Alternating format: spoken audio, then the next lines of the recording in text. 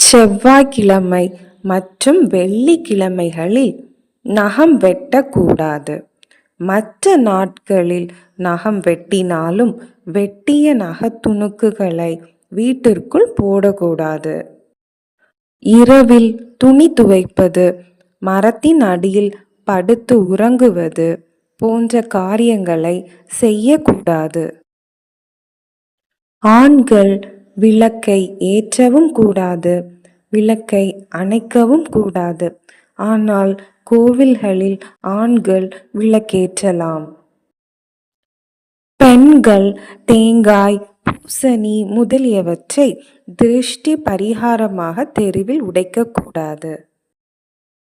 மனைவி கருவுற்றிருக்கும் போது கணவன் புதுமனை புகுதல், பழைய வீட்டை இடித்தல், பிரேதத்தை சுமந்து செல்லக்கூடாது. காலையில் தூங்கி எழுந்ததும் கழுதை, எருமை, துடைப்பம் போன்றவற்றை பார்க்க கூடாது. அது தரித்திரத்தை தரும். விரத நாட்களில் கேளிக்கை நிகழ்ச்சிகளில் கலந்து கொள்ளாமல் அன்றைய தினம் முழுவதும் இறை சிந்தனையுடன் இருக்க வேண்டும்.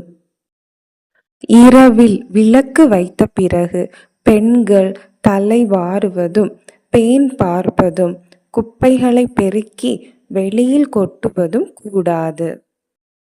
இந்த மாதிரி இன்னும் பல ஆன்மீக தகவல்களுக்கு என்னுடைய சேனலை சப்ஸ்கிரைப் பண்ணி வச்சுக்கோங்க.